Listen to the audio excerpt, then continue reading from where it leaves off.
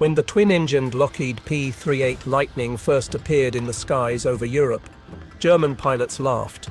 To the veterans of the Luftwaffe, who had spent years honing their craft in nimble Messerschmitts and Focke-Wulfs, the Lightning seemed ungainly and oversized. With its twin booms, long central nacelle and unusual silhouette, it looked nothing like the sleek fighters they were used to facing. They mocked it as clumsy, called it a target too large to miss, and dismissed it as proof that the Americans understood little about true fighter design. In the cafes and barracks of occupied France, Luftwaffe pilots joked that the P-38 was a curiosity at best and a coffin at worst. Yet appearances were deceiving. The Lightning was unlike anything the Luftwaffe had faced before. It was a machine born not of tradition but of innovation, designed by Kelly Johnson and the engineers at Lockheed to break every convention of fighter aircraft. With its twin Allison engines, turbo superchargers, heavy armament clustered in the nose, and long range that dwarfed that of most single-engined planes, it was a weapon built for a new kind of war. The Germans, arrogant after years of dominating European skies, did not yet realize what was coming. At first, the Luftwaffe dismissed reports from the Mediterranean. Pilots there described the P-38 as fast, climbing like no twin-engined fighter should, and hitting hard with 4.50 caliber machine guns and a 20mm cannon, all firing straight ahead without convergence issue. German commanders waved off these warnings. They believed their own planes, honed over years of combat, were still superior. The P-38's size, they insisted, made it an easy mark. Its twin-engine design was a liability, not an advantage. A flying barn door, one German ace reportedly sneered. But then the missions began. In long-range escort operations, the P-38s proved they could reach targets deep inside enemy territory that other fighters could not. They hunted bombers, interceptors, and reconnaissance aircraft alike. Where German pilots expected to find clumsy prey, they instead found a predator. The Lightning could dive faster than most Luftwaffe fighters and climb with surprising agility. Its counter-rotating propellers eliminated torque issues that plagued other planes, making it remarkably stable in combat. Most shocking of all, it could stay aloft for hours, escorting American bombers beyond the reach of short-legged Spitfires and Thunderbolts. The Luftwaffe learned the hard way that the Lightning was not a curiosity but a nightmare.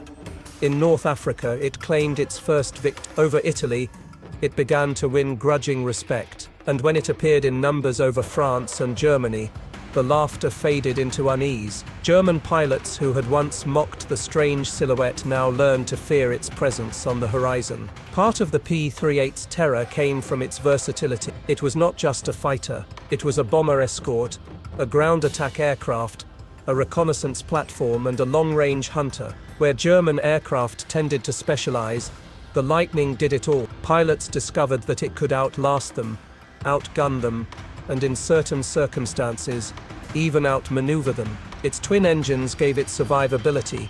Where a Messerschmitt crippled by a single hit might spiral down, a Lightning could limp home on one engine. This resilience frustrated German pilots, who watched enemies they thought finished still return to base. The Lightning's impact spread beyond dogfights. German commanders realized it gave the Allies reach they had not previously possessed. No Luftwaffe base in occupied Europe felt safe once the P-38 arrived in strength. Interceptors scrambled to meet bombers, often found themselves stalked by Lightnings. Reconnaissance aircraft, once thought untouchable at high altitude, was suddenly vulnerable. Even German aces admitted privately that the aircraft they had mocked was becoming one of the most dangerous opponents in the sky. And then came the hunts. The Lightning's range allowed it to escort bombers deep into Germany, where Luftwaffe fighters had once expected to attack without opposition. Squadrons of P-38s flew ahead of or alongside bomber streams waiting for interceptors. German pilots dove into what they thought would be easy prey, only to find themselves bracketed by fast, heavily armed American fighters. The shock was palpable. A plane once dismissed as laughable was now ending careers and lives. For German pilots who had spent the early years of the war boasting of their superiority, the experience was humbling. They had underestimated an aircraft because it looked different, because it broke their expectations of what a fighter should be. That arrogance came at a cost. The P-38, mocked as a lumbering twin-engine failure, was now hunting them relentlessly across the skies of Europe. And with every sortie, every kill, and every bomber safely escorted, the Lightning proved that the age of German air dominance was over. The German laughter faded quickly once the P-38 Lightning showed its true purpose: long-range dominance. Unlike most fighters of the era, which were tethered to short missions and limited fuel, the Lightning had been designed from the ground up to stretch the concept of reach. Its twin Allison V1710 engines, each fitted with turbo superchargers, gave it speed and power at high altitudes where Luftwaffe aircraft often faltered. And with massive fuel capacity tucked into its twin booms and central nacelle, the Lightning could fly missions that seemed unthinkable to German pilots. In the early days, Luftwaffe intelligence reports underestimated this risk. They assumed the Lightning was a heavy, sluggish twin-engine fighter that could never keep pace with their nimble Messerschmitt. But as the bombers of the 8th Air Force pushed deeper into Europe, the P-38 appeared beside them, a silent guardian that refused to turn back. German interceptors diving onto bomber formations found themselves surprised and trapped as Lightnings fell upon them with blistering speed. What unsettled German pilots most was the concentration of firepower in the Lightning's nose. 4 heavy Browning Dwight 50 caliber machine guns and a 20mm cannon spat destruction in a single converged stream. Unlike fighters with wing-mounted guns that lost accuracy at distance, the P-38 delivered devastating fire wherever its pilot pointed. A burst from a Lightning could tear through a bomber or shred a fighter in seconds. Pilots who once mocked its ungainly profile began to dread its nose swinging in their direction. Equally shocking was the aircraft's resilience. German flyers were accustomed to crippling enemy planes with a single well-placed burst, but the P-38 often defied their expectation. With 2 engines and rugged construction, it could sustain hits that would have doomed single-engine fighters. Many Luftwaffe pilots told stories of Lightnings trailing smoke from one engine, only to keep fighting or climb away to safety. The psychological toll was heavy. An opponent who refused to die was far more frightening than one who fell predictably.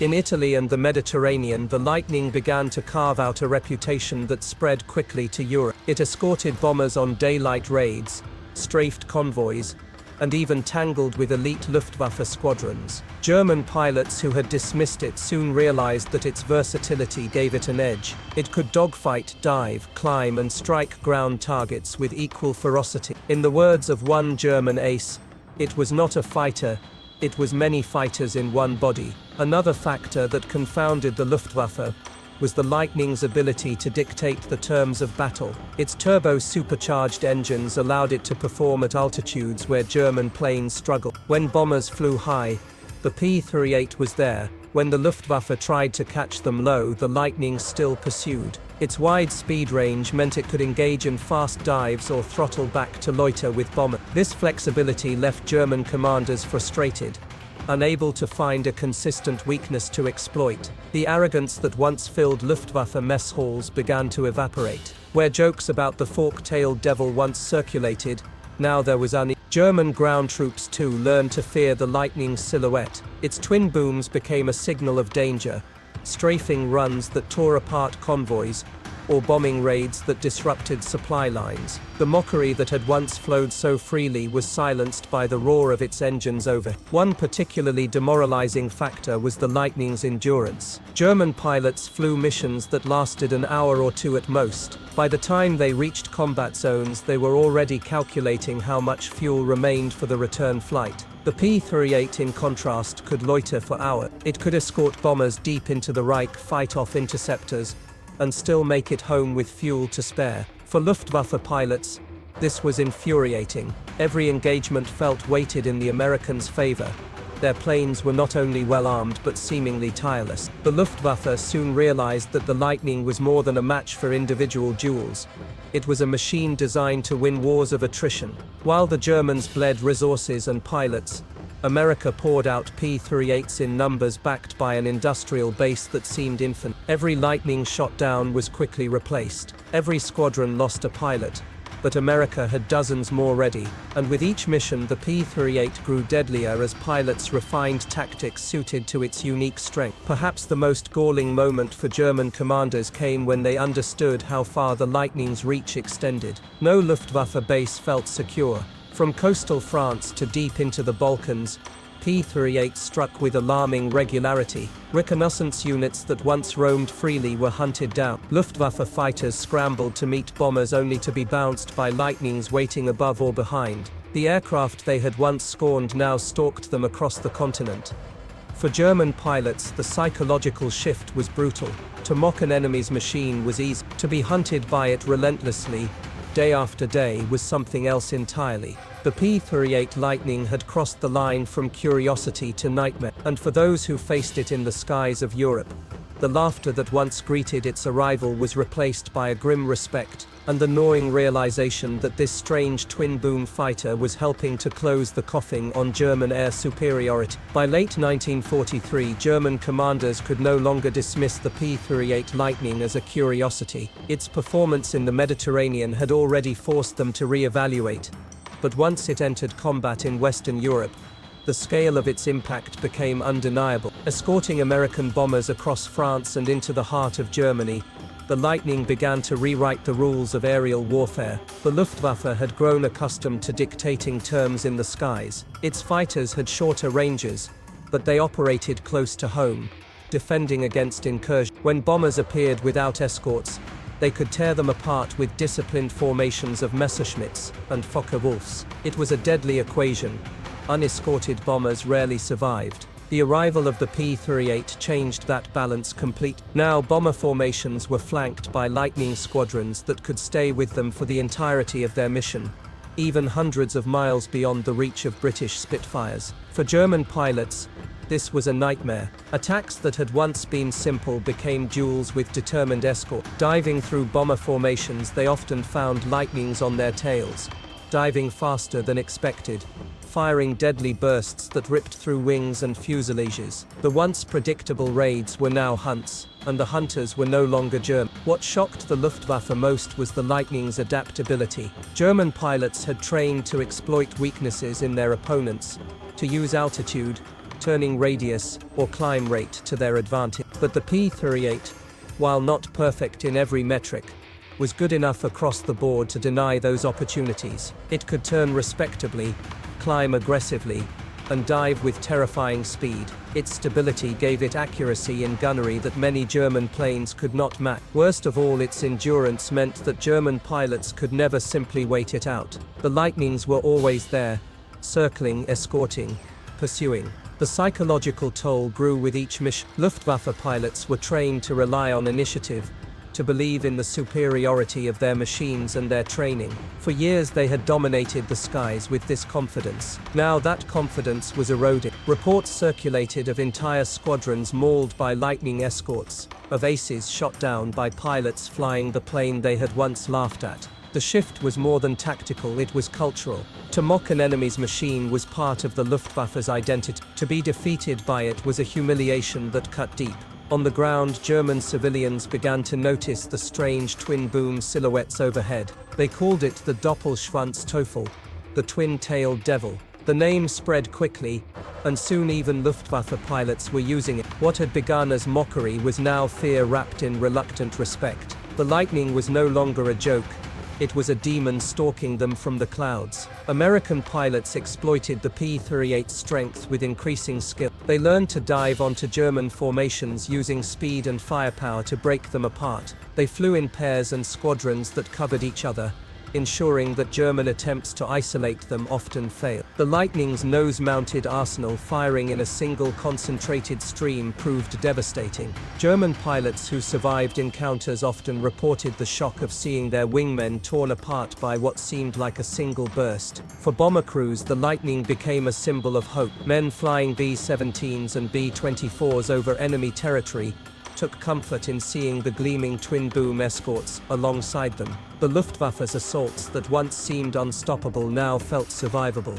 American morale soared even as German confidence crumbled. The Luftwaffe, which had once ruled the skies with impunity, now found itself on the defensive, reacting to a new predator that refused to leave. German commanders scrambled to adjust tactics. They urged their pilots to exploit the P-38's weaknesses, to drag it into turning fights, to catch it in steep climbs. But these adjustments rarely succeeded. The Lightning was not unbeatable, but its strength outweighed its flaws and its numbers were growing. America's industrial machine ensured that losses were quickly replaced, while Germany's dwindling resources meant that every downed ace was irreplaceable. In squadron briefings, German pilots were warned about the Lightning's dive speed, its heavy firepower and its ability to absorb punishment. They were told to respect it, to treat it as a serious opponent. The days of mockery were over. Now the P-38 was spoken of with caution, even fear. The laughter that had once greeted its arrival had been silenced by the steady drumbeat of loss. By early 1944, the Luftwaffe faced an entirely new reality. The P-38 Lightning was no longer a novelty but a relentless hunter. It flew escort deep into German airspace, strafed convoys on the ground, intercepted reconnaissance planes, and chased down fighters that once roamed freely. It was not perfect, but it was enough. And in war, enough was all that mattered. German pilots who once scoffed at its strange silhouette now prayed they would not see it appear behind them in the sky. By 1944, the Luftwaffe was fighting a war on two fronts, one in the air and one in their minds. The P-38 Lightning had transformed from an aircraft they ridiculed to a predator they could not escape. Its silhouette, strange and alien at first, became a sight that chilled even the most experienced German pilots. They had laughed at its twin booms and ungainly shape. Now they recognized those features instantly, not with humor but with dread. The Lightning's psychological effect went beyond its performance. It represented a truth the Luftwaffe had long tried to ignore. The Americans had mastered the art of long-range warfare. For years, German pilots had held the advantage of proximity. Their bases dotted occupied Europe, giving them the ability to strike quickly and retreat just as fast. The Allies, flying from Britain, had been limited by fuel and range, but the arrival of the Lightning upended this balance. Suddenly, American escorts could fly with bombers across the Channel, over France, and deep into the Reich itself. For bomber crews, this changed everything. Missions that once felt suicidal now carried hope.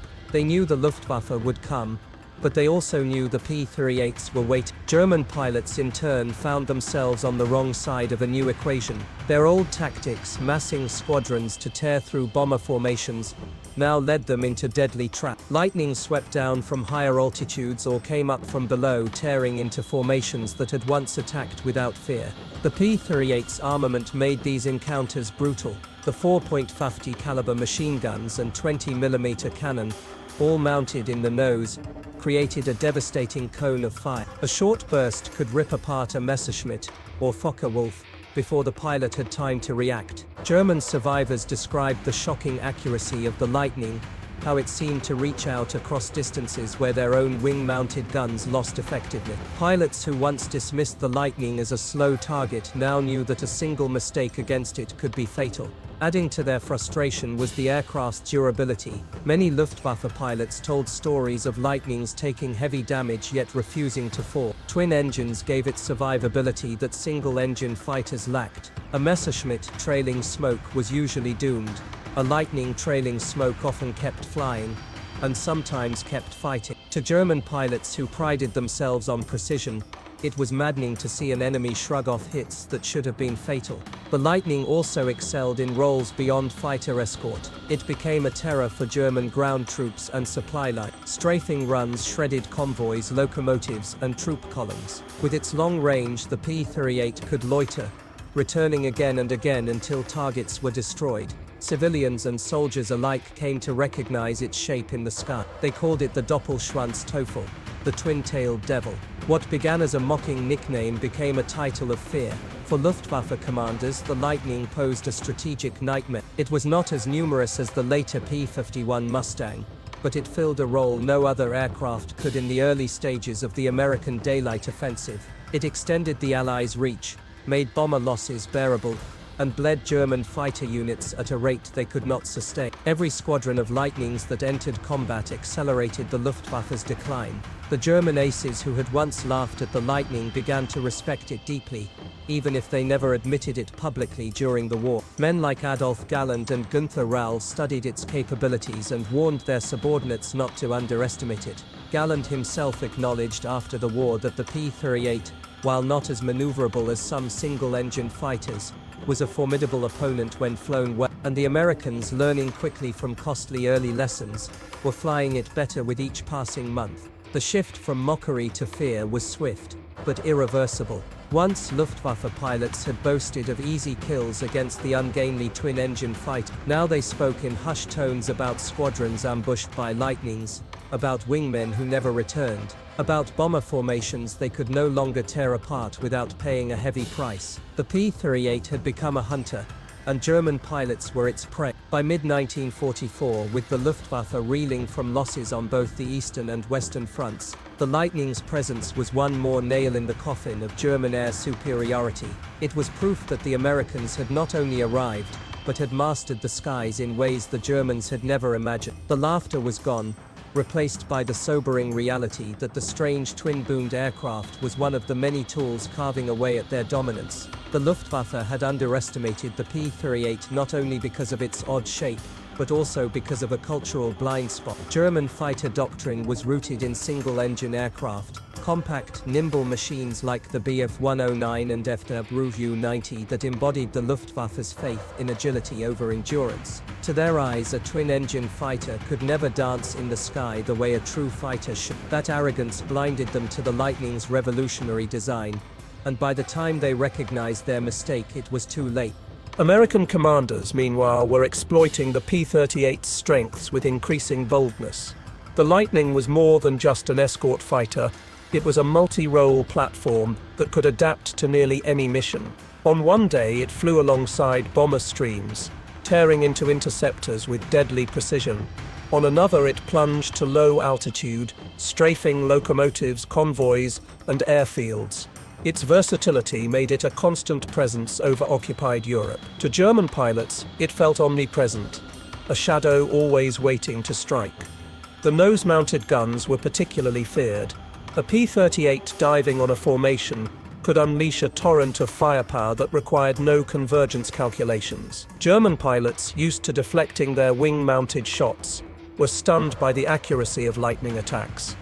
Survivors described the eerie sight of tracers converging in a straight line, cutting through aluminum and steel like scissors through paper. A single burst could send a Messerschmitt spiraling into the earth. The Lightning's range also gave it strategic significance. When American bombers first ventured deep into Germany in 1943, they suffered catastrophic losses. The Luftwaffe, flying from nearby bases, overwhelmed unescorted formations. But once the P-38 arrived in force, those days were over. Suddenly, bomber groups that once flew defenseless into German airspace now had guardians who stayed with them all the way to the target and back. The effect on morale was immense. Bomber crews who had once prayed for survival now believed they had a fighting chance. German pilots noticed the change. Their attacks became riskier, their losses heavier. Every attempt to slash through bomber formations risked retaliation from Lightning escorts. What had once been hunting missions now felt like suicide runs. The Luftwaffe's advantage, its ability to concentrate force against unescorted bombers, was slipping away, and with it, the very foundation of Germany's air defense strategy began to crumble. The Lightning also excelled in reconnaissance, a role that frustrated German commanders endlessly. Fitted with cameras instead of guns, the P-38 could soar high over Europe, capturing detailed images of factories, rail yards, and military installations. Its speed and range made it nearly impossible to catch. Even the Luftwaffe's best interceptors struggled to climb high enough to reach it, and when they did, the Lightning often had the power to escape. The intelligence gathered from these missions gave the Allies an unmatched view of German industry and troop movements, further tightening the noose. For ground troops, the P-38 became a terror of another kind. Strafing runs shredded convoys and tore apart supply lines. The twin engines gave it the stability to skim low over targets, unleashing streams of bullets that devastated columns of trucks or trains. Soldiers on the ground learned to fear its distinctive outline as much as pilots in the sky did. The twin-tailed Devil earned its name not just in dogfights, but in the destruction it rained down on the Reich's infrastructure. German pilots who had once mocked the Lightning were now forced to adapt their tactics to survive it. They avoided engaging in long climbs where the P-38's turbo superchargers gave it an edge. They tried to drag it into turning fights at low altitude, where its larger frame was less agile. Even then, victories were hard-won and costly. The Luftwaffe's dwindling fuel reserves and pilot shortages made prolonged engagements unsustainable. Every clash with the Lightning chipped away at resources Germany could no longer afford to lose. The cultural humiliation cut deep. The Luftwaffe had been the pride of the Reich, the force that had once dominated the skies of Europe with unmatched skill. To be humbled by a plane they had ridiculed as too big and too slow was a blow to their pride as much as to their strategy. The Lightning was proof that American industry and innovation had surpassed them in ways they had failed to anticipate. By mid-1944, as the Allies prepared for the invasion of France, the P-38 was already playing a pivotal role. It escorted bombers on raids, softening German defenses, struck rail networks to cripple supply lines, and swept the skies clean of interceptors. German pilots, stretched thin and flying against overwhelming odds, could only watch as the aircraft they once mocked helped dismantle their air superiority piece by piece. The laughter that had once greeted the Lightning's strange silhouette was long gone. In its place was respect, grudging and bitter, born from survival. For every German pilot who underestimated the P-38, there was another who never returned from a mission. The fork-tailed Devil had earned its reputation the hard way, not by being beautiful, but by being relentless. As 1944 pressed on, the P-38 Lightning's presence over Europe became impossible to ignore. German pilots who once dismissed it as a cumbersome experiment now found themselves briefing against it before every mission. They studied its silhouette, memorized its strengths, and whispered about its weaknesses. Yet no amount of preparation could erase the truth. The Lightning was hunting them and it was winning. The Lightning's most decisive contribution was in the bomber offensive. The Allies knew that the destruction of German industry depended on daylight bombing raids. But without escorts, those missions were little more than massacres. In 1943, the Luftwaffe had shredded formations of B-17s and B-24s, claiming dozens of bombers in a single day. But when the P-38 entered the fray in strength, the equation shifted. Its range meant it could accompany bombers deeper into Germany than any other fighter then available. Suddenly, the Luftwaffe could no longer count on bombers being left unguarded. The effect on German morale was dramatic. Intercepting bomber streams used to feel like a hunt. Now it felt like stepping into a trap. Lightnings lurked at high altitude, waiting to pounce. Others skimmed the edges of bomber formations, daring interceptors to attack. The Luftwaffe had to fight not only through the bombers' defensive fire, but also through disciplined swarms of escorts. German pilots found themselves outnumbered, outgunned, and outlasted. The Lightning's heavy nose-mounted guns made its presence felt in every engagement. The 50 caliber Brownings and the 20mm cannon unleashed a torrent of firepower that German pilots described as instant death. A single burst could shear wings or ignite engines. Unlike wing-mounted guns that required careful convergence, the Lightning's weapons delivered a concentrated stream at any range. This accuracy shocked Luftwaffe pilots, who learned quickly that allowing a Lightning to line up was often fatal. Compounding the fear was the Lightning's survivability. German pilots who scored hits expected their opponents to fall, but Lightnings often kept flying, limping home on one engine or even continuing to fight. Twin-engine redundancy turned near-certain kills into frustrating escape. Stories spread of Lightnings returning to base riddled with holes, their pilots smiling wearily as ground crews patched them up. For the Luftwaffe, this was demoralizing. Every kill denied meant wasted effort and growing doubt. The Lightning also brought new tactics to the fight. American pilots learned to exploit their aircraft's dive speed, using steep plunges to break away from or ambush German fighters. They coordinated in pairs and groups, covering each other's tails and creating lethal crossfire. The Luftwaffe's traditional hit-and-run tactics, effective against earlier Allied escorts, faltered against this disciplined aggression. German aces who once claimed dozens of victories now found themselves outmaneuvered by younger American pilots flying the plane they had once mocked. On the ground, the Lightning was equally destructive. Strafing attacks shredded trains, trucks, and airfields, depriving the Luftwaffe of the very fuel and supplies it needed to survive. Its versatility made it a nightmare. One day it was escorting bombers, the next it was blasting locomotives or photographing troop movements from high altitude. For German commanders, it was as if the Allies had conjured a single machine to do every job at once, and do it well. The Doppelschwanzteufel, as German troops called it, became infamous not only in the skies but in villages and towns below. Civilians and soldiers alike recognized its silhouette. To them it meant danger, destruction, and inevitability. Its long range meant nowhere felt safe. From Normandy to Berlin, the Lightning could appear without warning, strike with precision, and vanish. By mid-1944, Luftwaffe commanders were openly frustrated. They had once believed the Lightning would be a temporary nuisance, soon replaced by more advanced design. Instead, it had proven itself indispensable to the Allies. Worse still, it was only one part of a growing storm. The P-47 Thunderbolt and the P-51 Mustang were arriving in ever greater numbers, but the Lightning had paved the way, breaking the myth of Luftwaffe invincibility and forcing German pilots to confront the reality of Allied superiority. The humiliation of underestimating the Lightning lingered. Luftwaffe veterans admitted after the war that their early mockery had been a mistake born of arrogance. They had seen its twin booms and assumed weakness. Instead, those booms carried power, endurance, and resilience. "We laughed at it," one German ace confessed, "and then it killed our friends." The shift from ridicule to respect was swift, and it carried the bitter taste of regret. The P-38 Lightning was not perfect. It struggled in extreme cold, and its cockpit could become unbearably hot at altitude.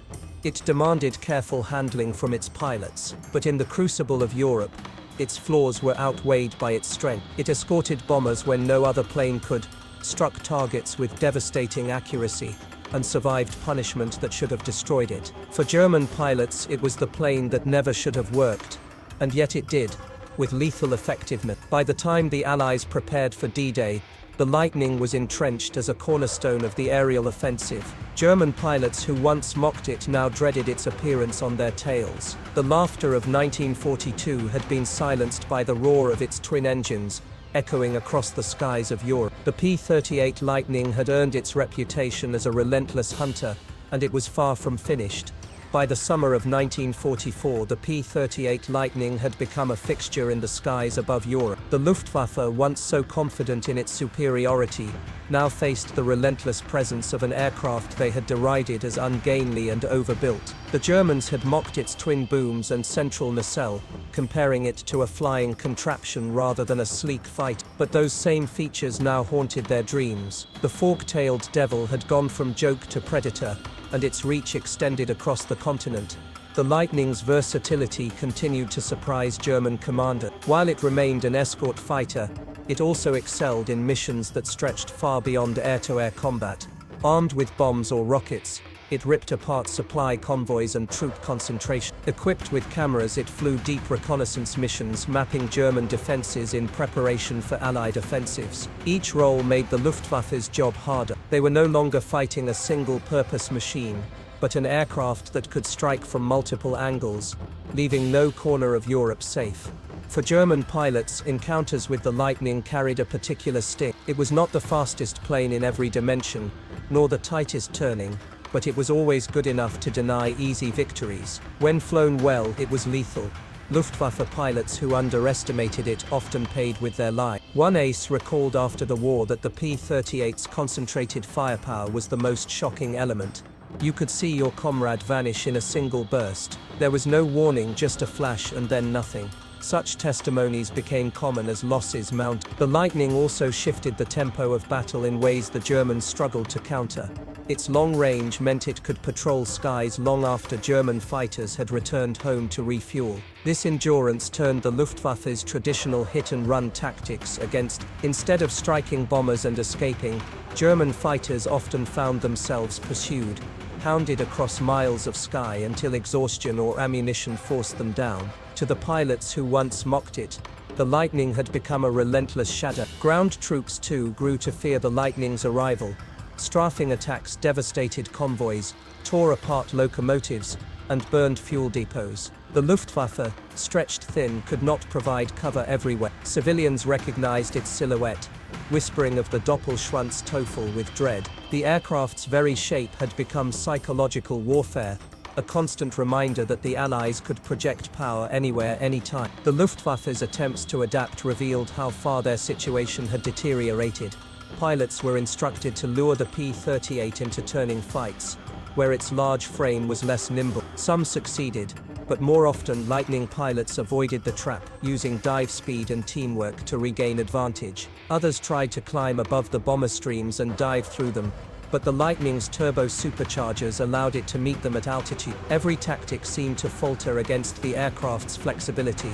As German losses mounted, the bitterness deepened. Veterans who had once laughed in mess halls at the Lightning's odd silhouette now warned newcomers never to underestimate it. Training briefings shifted from dismissive jokes to grim instructions.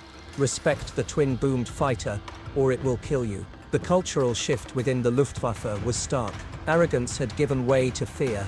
For the Allies, this reversal was a triumph. The P-38 symbolized not just technological innovation but industrial might. Each Lightning represented thousands of workers back home, a supply chain stretching across the Atlantic, and a philosophy that valued adaptability. German pilots, flying machines designed for specific roles, struggled to match an aircraft that could do everything. In hindsight, this versatility was one of the Lightning's greatest strengths, and one of the Luftwaffe's greatest frustrations. By the time Allied forces surged across France after D-Day, the Lightning was part of a larger aerial onslaught. P-51 Mustangs and P-47 Thunderbolts joined the fight, overwhelming German defense. Yet the P-38's early presence had already paved the way, eroding the Luftwaffe's confidence and bleeding its squadrons dry. For German pilots who survived into late 1944, the memory of mocking the Lightning seemed absurd. No one laughed anymore when its silhouette appeared. The jokes of 1942 had been buried beneath the wreckage of too many Messerschmitts and Focke-Wulfs. In the end, the P-38 Lightning had achieved something few aircraft manage. It changed the way an enemy thought. It began as a curiosity, mocked for its design. It ended as a symbol of inevitability, a hunter whose arrival meant only danger. For German pilots, the transition from laughter to fear was swift, brutal, and unforgettable. The fork-tailed devil had earned its name not through appearance alone but through the cold, relentless efficiency with which it hunted them across Europe. By late 1944, the P-38 Lightning was no longer just a weapon of war, it had become a symbol of inevitability. For German pilots, its appearance on the horizon meant the battle was already tilting against them. The same men who had once laughed at its silhouette now briefed nervously about how to survive encounters with it. Their arrogance had turned into caution, and their caution into fear. The Lightning's ability to project power across Europe made the Luftwaffe's job nearly impossible. Once German fighters could rely on geography, short missions close to home bases, quick refuels, and repeated sorties against Allied bombers. But the P-38 erased that advantage. Its range and endurance meant it could meet German aircraft anywhere, from the skies over Berlin to the Mediterranean coastline. Luftwaffe pilots who tried to retreat often found Lightnings following them all the way back to their own airfields. It felt less like a fight and more like being hunted. Reconnaissance missions highlighted this reach most dramatically.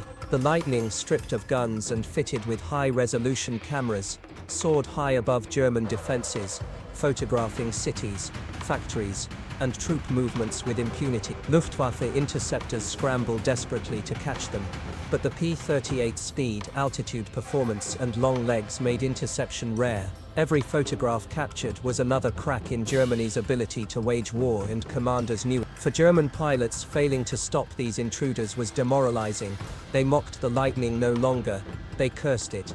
Equally demoralizing were the strafing missions. Long columns of trucks, trains carrying war material, and even horse-drawn wagons were shredded by lightning attack. Its twin engines gave it stability on low passes, and its nose-mounted guns delivered concentrated devastation. Ground troops reported that convoys dissolved in seconds under its fire. German soldiers who once had no reason to fear the skies now felt exposed even on familiar roads. The Luftwaffe's inability to keep lightnings at bay left them bitter, for the war seemed to follow them everywhere. The Luftwaffe's best aces still managed to down lightnings, but even these victories carried frustration. Each kill was replaced swiftly, while German losses mounted. American industry poured out aircraft faster than Germany could hope to match. Every lightning shot down was simply another reminder of the imbalance of resources. Worse, new American pilots kept arriving, eager and well-trained. The Luftwaffe, by contrast, struggled with shortages of fuel,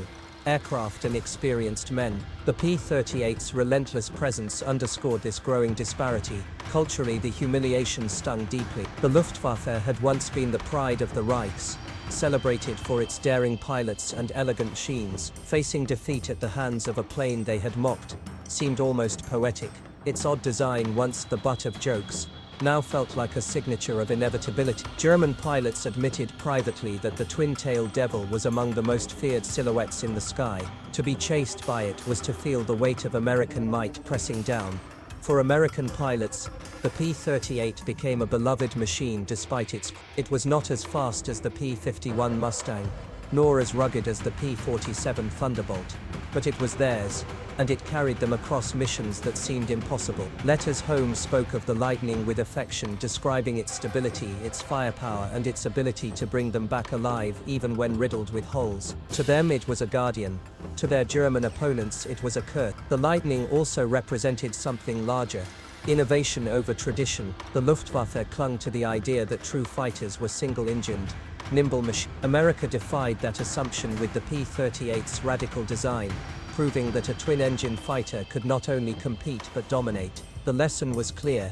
Arrogance about tradition was fatal. German pilots who refused to adapt learned the hard way when their sleek Messerschmitts fell to the guns of a plane they had once called clumsy. As Allied forces surged across France after D-Day, the Lightning's role expanded further. It swept ahead of advancing troops, cutting off retreating columns, destroying bridges, and photographing German defenses. Pilots flew mission after mission, their endurance matched only by their aircraft's range. The Luftwaffe, stretched thin, could not respond effectively. Every lightning in the sky was another reminder that Germany's time was running out. By the end of 1944, the P-38 had fully inverted the narrative. It was no longer the butt of jokes, no longer a curiosity. It was a predator, feared by pilots and ground troops alike, respected even by the aces who fought against it. The laughter of 1942 had died in the wreckage of German planes scattered across Europe. The fork-tailed devil had fulfilled its promise, not by looking graceful but by being relentless, versatile, and devastating. By early 1945, the Luftwaffe was a shadow of its former self, and the P-38 Lightning had played no small part in its decline. The aircraft that German pilots once sneered at had become an instrument of exhaustion, grinding away at their strength day after day. Its presence in the sky was constant, its versatility unmatched, and its symbolism undeniable. The Lightning was not merely an opponent, it was a herald of inevitability, a sign that Germany's air supremacy was gone forever. The Luftwaffe's struggles were compounded by the attrition war they had once thought impossible. German planners assumed America could never sustain prolonged aerial campaigns. They believed US industry was unprepared, that American pilots lacked the skill or will to fight against veterans hardened in Spain, Poland, and France. The Lightning proved them wrong. Its very existence, long-ranged, heavily armed, and endlessly replaceable, embodied the truth of America's industrial superiority. Every mission deep into Germany carried this message. Lightnings escorted bombers over the Reich's heartland, defended them against desperate interceptors, and then strafed trains or convoys on the return journey. German pilots, starved of fuel and flying outdated aircraft, found themselves overwhelmed. The Lightning was never alone. It always flew in disciplined formations, covering each other and punishing mistakes. For Luftwaffe aces used to dominating dogfights through individual brilliance, this teamwork was demoralizing. The aircraft's survivability continued to baffle German opponents. Stories circulated of Lightnings limping home on one engine after absorbing punishing fire. For every Lightning destroyed, several more seemed to take its place the next day. Meanwhile, German losses could not be replaced. Training programs were rushed, leaving inexperienced pilots to face veterans flying machines they had been taught to mock, but now feared. The imbalance grew more obvious with every sortie. Ground forces felt the Lightning's impact just as much as pilots did. Strafing missions shredded retreating columns, while reconnaissance variants charted every movement of German troops. By the time the Allies advanced into the Reich, the Lightning's photographs had mapped nearly every defensive position, robbing Germany of any element of surprise. Soldiers and civilians alike began to associate its silhouette with destruction. Where the Luftwaffe once symbolized dominance, now the Lightning symbolized inevitability. The irony was sharp. The Luftwaffe had once been the embodiment of terror, its Stukas and Messerschmitt symbols of blitzkrieg. Now their own men whispered about the Doppelschwanzteufel, with the same fear Allied civilians had once reserved for German aircraft. The mocked twin tail had become a mirror, reflecting back Germany's own tactics, relentless, overwhelming, and merciless. German pilots who survived the war later admitted the humiliation of facing the Lightning. They acknowledged its weaknesses. It was less nimble than a Bf Tundra 9, more temperamental in extreme cold, but its strengths outweighed them. Its range, firepower, and versatility made it an opponent that could never be ignored. "We laughed at it," one veteran recalled bitterly, "but in the end it laughed at us." For American pilots, the Lightning was a symbol of pride. It had been their first true long-range escort, their shield and their sword. They respected its quirks but trusted it to bring them home. Many credited it with saving lives of bomber crews, of ground troops, and of fellow pilots. To them, the laughter of German opponents had always rung hollow. They knew what their aircraft could do, and by 1945, so did everyone else. By the final months of the war, the Lightning was less common in frontline service, as Mustangs and Thunderbolts took the spotlight. But its legacy had already been secured. It had paved the way for those aircraft, proving that the Luftwaffe could be beaten, that the bomber offensive could succeed, and that American innovation could shatter German arrogance. The laughter of 1942 had been silenced forever, buried beneath the wreckage of a broken air force. For the Germans, the P-38 was a bitter reminder of hubris. They had mocked what they did not understand, underestimated what they had not faced, and dismissed what they could not match. The Lightning turned that arrogance into ash. It was not the prettiest fighter, nor the fastest, nor the most nimble, but it was the one that hunted them relentlessly, across every front, until there was nowhere left to hide. As the war in Europe neared its violent crescendo, the P-38 Lightning's reputation was firmly established. No one laughed at its silhouette anymore. The same Luftwaffe pilots who had once mocked its bulk and twin booms now feared its sudden dives, its blistering nose-mounted firepower, and its uncanny ability to appear when least expected. The Lightning was everywhere, over bomber streams, strafing trains, sweeping across German airfields, and chasing down reconnaissance planes at altitudes where most fighters struggled to breathe. The Luftwaffe, battered by losses on both the eastern and western fronts, no longer had the strength to dictate terms in the air. Its pilots were exhausted, its fuel reserves dwindling, and its once feared aces falling one by one. Against this backdrop, the Lightning became more than a machine. It was a symbol of Allied inevitability. Its presence in the sky announced that the Reich was no longer master of its own airspace. German arrogance, once so loud, had been replaced by grim resignation. The Lightning's long reach meant that no target was safe. Reconnaissance variants photographed Berlin itself, mapping factories, rail yards, and defensive positions. Fighter-bomber squadrons struck fuel depots and convoys, severing arteries that kept the German war machine alive. Escort squadrons flew beside B-17s and B-24s as they pummeled German cities, forcing Luftwaffe defenders into lopsided battles they could not win. Each mission widened the gap between American abundance and German desperation.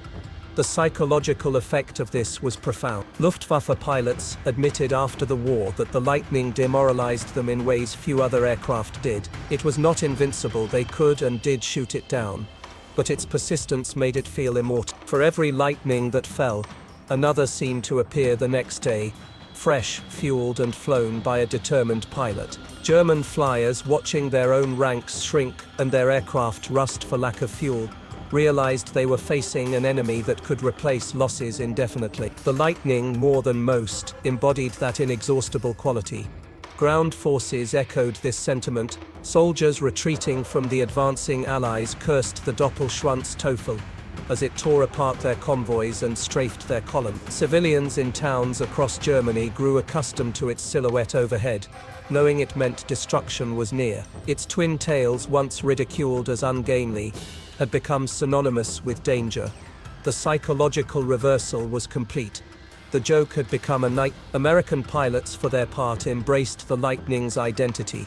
They painted bold nose art on its nacelles, flew with confidence in its stability, and wrote home about its ability to carry them further and bring them back alive. They understood its quirks, the high cockpit temperatures, the demanding engine management, but they also trusted it. It was their workhorse, their protector, and their weapon of choice in missions that stretched the boundaries of possibility. By 1945, the Luftwaffe could no longer laugh, nor could it seriously contest the skies. The Lightning, alongside the Mustang and Thunderbolt, had broken its back. It was not the sole instrument of defeat, but it had been one of the most important. The bomber offensive, which once teetered on the brink of collapse, had been salvaged in large part by the Lightning's range and persistence. Its reconnaissance had stripped Germany of secrecy, its strafing had crippled supply lines, and its escorts had kept bombers alive long enough to deliver decisive blows. For German pilots reflecting after the war, the irony was bitter. They had mocked the Lightning for its odd looks, its twin engines, its size. They had believed it a flawed design that could never threaten their sleek Messerschmitts and Focke-Wulfs. Yet it had proven them wrong at every turn. We laughed at it, one veteran recalled. But in the end it laughed at us. Those words captured the humiliation of underestimating an enemy not because of weakness but because of arrogance. The P-38 Lightning's true victory was not in the number of kills it scored, though those were significant. Its triumph lay in the way it reshaped the war in the air. It denied the Luftwaffe control, stripped away their confidence, and turned their laughter into silence. It proved that American innovation backed by industrial power could outlast and outfight even the most seasoned opponents. And it showed that war was not only about machines but about the morale those machines created or destroyed. As the Reich crumbled, the Lightning's role faded into the larger story of Allied victory. The P-51 Mustang would become the glamorous icon of air superiority, but those who flew and fought against the Lightning never forgot it. To them it was the aircraft that came when others could not, that hunted them across Europe, and that turned mockery into fear. Its strange silhouette had become a harbinger of defeat, and in that transformation the P-38 Lightning carved its place in history. When Germany finally collapsed in the spring of 1945, the Luftwaffe was little more than a broken shell. Its once proud fighter force, which had ruled European skies in the early years of the war, was decimated by attrition, shortages, and the relentless pressure of Allied air power. Among the many instruments of its undoing, the P-38 Lightning stood out, not because it was the most glamorous or the most celebrated, but because it embodied the arc of the Luftwaffe's downfall so perfectly. It began as a joke, dismissed as ungainly and impractical, and ended as a nightmare that stalked German pilots from the Channel to the Balkans. The arrogance of mockery had blinded German airmen in the beginning. They had believed that a twin-engine fighter could never match their nimble Bf-219s or rugged F-2. The P-38 carried firepower, range and resilience in equal measure, and it fought not as an isolated machine but as part of a larger system, an industrial and logistical machine that dwarfed anything Germany could feel. The laughter that greeted it in 1942 had been silenced by 1944, replaced by grudging respect and more often dread. The Lightning's legacy was written not only in aerial victories but in the psychological shift it forced upon its enemy. German pilots admitted after the war that its endurance demoralized them. They could not wait it out. They could not outrun it. Its nose-mounted guns delivered shocking accuracy, its twin engines gave it survivability, and its versatility meant it could escort, strafe, and scout with equal lethality. It was not the fastest fighter of the war, nor the most maneuverable, but it was always present, always dangerous, always effective. That constancy eroded the Luftwaffe's spirit, as much as any bomb dropped on a German city. For American pilots, the Lightning was a companion in struggle. They learned its quirks, cursed its heat and cold, but relied on its stability and power. It carried them across missions no other aircraft could yet reach. It brought bomber crews home who might otherwise have been slaughtered. It gave ground forces the support they needed to press forward, and it earned a reputation for resilience that inspired trust in those who flew it. To them, the Lightning was not strange or ungainly, it was a lifeline. In hindsight, historians often crown the P-51 Mustang as the war's definitive escort fighter, the sleek savior of daylight bombing. Yet it was the P-38 that paved the way, flying deep into enemy territory before the Mustang arrived in numbers, proving that the Luftwaffe could be challenged and beat. Without the Lightning's early endurance, the bomber offensive might never have survived long enough for the Mustang to take its place. In that sense, the Lightning's contribution was foundational, its importance far greater than its later reputation suggests. The Germans, for their part, never forgot it. The Doppelschwanz-Teufel, the twin-tailed devil, was etched into their memory as a symbol of a war they could not win. Pilots who had once mocked it told stories of its relentless presence, its sudden attacks, its uncanny ability to appear in places they thought secure. Ground troops remembered the devastation of its strafing runs. Civilians recognized its silhouette in the skies above their home. It was not just an aircraft. It was a sign that American power could reach anywhere, anytime, and perhaps that was the Lightning's greatest triumph. It represented not just a machine but a philosophy. Where the Luftwaffe clung to tradition and underestimated innovation, America embraced experimentation and scale. The Lightning was proof that war was not only about agility or firepower but about reach, persistence, and adaptability. It embodied the shift from short, sharp campaigns to total war, where the ability to sustain mattered more than the ability to surprise. By the time the war ended, the Lightning had earned its place in history, not through glamour, but through relentlessness. German pilots no longer mocked its odd shape. They remembered instead the roar of its engines, the flash of its guns, and the sinking feeling when its shadow fell across their wings. The hunter they had once dismissed had hunted them to exhaustion. In the silence of post-war reflection, the irony was clear. The Luftwaffe had laughed first, but the P-38 Lightning had laughed last.